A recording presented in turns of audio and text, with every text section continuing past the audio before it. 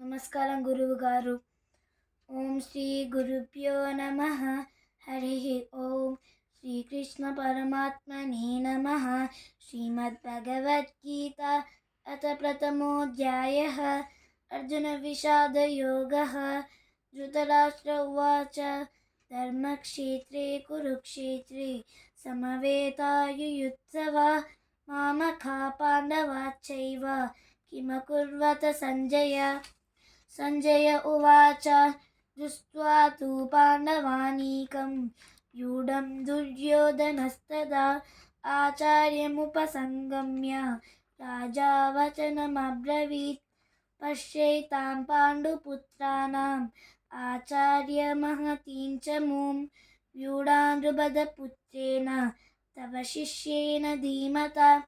అత్ర శూరా మహేశ్వాసా భీమార్జునసమాయుధి యుయుధానో విరాటశ్చ ద్రుపదశ్చ మహారథः.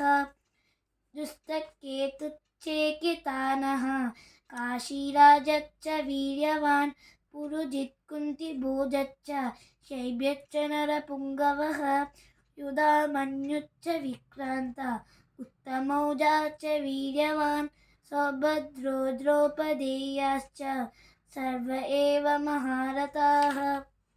అస్మాకం తు విశిష్టాయే తాన్నిబోధద్విజోత్తమా నాయకా మమ సైన్యస్య సైన్యార్థం తాం బ్రవీమి తే. భవాన్ భీష్మశ్చ కర్ణశ్చ కృపశ్చ సమితింజయः అశ్వత్థామా వికర్ణశ్చ సోమదత్తిస్తథైవ చ అన్యే చ బహవః శూరా మదర్థే త్యక్తజీవితాः నానాశస్త్రప్రహరణాः సర్వే యుద్ధవిశారదాः. అపర్యాప్తం తదస్మాకం బలం భీష్మాభిరక్షితం పర్యాప్తం తిదమేతేషాం బలం భీమాభిరక్షితం. అయనేషు చ సర్వేషు యథాభాగమవస్థితాः భీష్మమేవాభిరక్షन्तు భవంతः సర్వ ఏవ హి. తస్య సంజనయన్ హర్షం కురు వృద్ధా పితామహ సింహనాదం వినద్యోచ్చైః శంఖం దద్మో ప్రతాపవాన్. తత శంఖాశ్చ భేర్యశ్చ పనవానకగోముఖాः సహసైవాభ్యహన్యంత సశబ్దస్తు ములోऽభవత్. తత శ్వేతైర్యుక్తే మహతిస్యదనే స్థితౌ మాధవా పాండవాశ్చైవ దివ్యో శంఖో ప్రదద్మతుః. పాంచజన్యం హృషీకేశో దేవదత్తం ధనంజయः పౌండ్రం దద్మో మహాశంఖం భీమకర్మవృకోదరः. అనంత విజయం రాజా కుంతీపుత్రో యుధిష్ఠిరः నకులः సహదేవాశ్చ సుఘోషమణిపుష్పకౌ కాశ్యశ్చ పరమేశ్వాసः శిఖండీ చ మహారథः. దుస్తద్యుమ్నో విరాటశ్చ సాత్యకిశ్చ పరాజితः. ద్రుపదో ద్రౌపదేయాశ్చ సర్వశః పృథివీపతే. సౌభద్రశ్చ మహాబాహు శంఖాన్ దద్మో పృథక్ పృథక్. సఘోషోధార్తరాష్ట్రాణాం హృదయాని వ్యధారయత్. నభశ్చ పృథివీం చైవ తుములో వ్యనునాదయన్. అత వ్యవస్థితాన్ దృష్ట్వా ధార్తరాష్ట్రాన్ కపిధ్వజः ప్రవృద్ధే శస్త్రసంపాతే తనురుద్ధమ్య పాండవः. హృషీకేశం తదా వాక్యం ఇదమాహ మహీపతే. అర్జున ఉవాచ సేనయోరుభయోర్मध्ये రథం స్థాపయామ్యుచ్యుత యావదేతాన్నిరీక్ష్యేహం యోధుకామానवस्थितान् కర్మయా సహ యోద్ధవ్యం అస్మిన్ రణసముద్యమే. యోత్స్యమానాన్ వీక్షేహం యయతే చ సమాగతాః ధార్తరాష్ట్రస్య దుర్బుద్ధే యుద్ధే ప్రియచిकीर्षवः.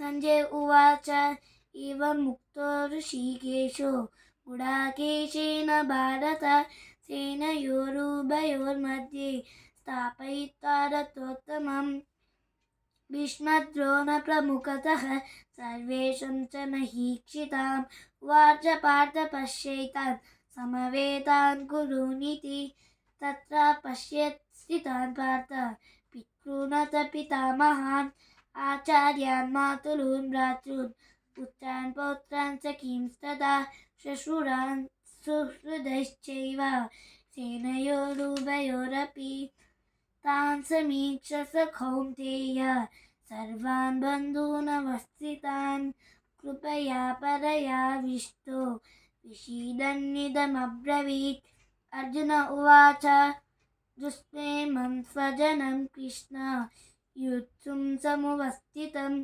सीदन्ति मम गात्राणि मुखं च परिशुष्यति विभजुश्च शरीरे मे रोमहर्षश्च जायते गाण्डीवं संस्तते हस्तात् तक्षैव परिजह्यते न च शक्नोम्यवस्थातुं रमतीव च मे मनः निमित्तानि च पश्यामि विपरीतानि केशव न च श्रेयेऽनुपश्यामि हत्वा स्वजनमाहवे न काङ्क्षे विजयं कृष्ण न च राज्यं सुखानि च किं नो राजेन गोविन्द किं भोगैर्जीवितेन वा येषामर्थे काङ्क्षितं नो राज्यं भोगसुखानि च तैमेव स्थिता युद्धे प्राणास्तत्त्वा धनानि च आचार्य पितर पुत्र तत्त्वैव च पितामह मातुला श्वशुरा पौत्र श्याला स्वबन्धिनस्तदा एतान् हन्तुमिच्छामि नतोऽपि मधुसूदन अपि त्रिलोक्यराजस्य हेतो किं नु महि कृते निहत्य धार्तराष्ट्रान् का प्रीतिः जनार्दन पापमेवाश्रये तस्मात् हत्वैतनाततायिन तस्मान्नार्ह वयं हन्तुं धार्तराष्ट्रान् स्वबान्धवान् स्वजनं हि कथं हत्वा सुखिनः स्याम माधव यद्यपेते न पश्यन्ति लोभोपहत चेतसः कुलक्षयकृतं दोषं मित्रद्रोहे च पातकं कथं न ज्ञेयमस्माभिः पापदस्मानि वर्तितुं कुलक्षयकृतं दोषं प्रापश्यद्भिर्जनार्दन कुलक्षये प्रणशान्ति कुलधर्मसनातनाः धर्मेणस्ते कुलं कृत्स्नम् अधर्मोऽभिभवच्युत अधर्माभिभवात् कृष्ण प्रदुष्यन्ति कुलस्त्रियः स्त्रीषु दुष्टासु वर्षेय जायते वर्णसङ्करः सङ्करो नरकायैव कुलज्ञानं कुलस्य च पतन्ति पितरो ह्येषां लुप्तपिण्डोदकक्रियाः दोषैर्येतै कुलज्ञानं वर्णसङ्करकारकै उत्सज्यन्ते जातिधर्म कुलधर्मशाश्वताः उत्सन्नकुलधर्माणां मनुष्याणां जनार्दनां नरके नियतं वासो भवतीत्यनुशुश्रुमा आहो बत महत्पापं कर्तुं व्यवस्थिता वयं यद्राज्यसुखलोभेन हन्तुं स्वजनमुद्यताः यदि मामप्रतीकारम् अशस्त्रं शस्त्रपाणयाः धार्तराष्ट्रारणे हन्यु तन्मे क्षेमतरं भवेत् एवमुक्तार्जुनः शङ्के रथोपस्था उपाविशत् विसृज्य न शरं सशरं चापं शोकसंविघ्नमानसः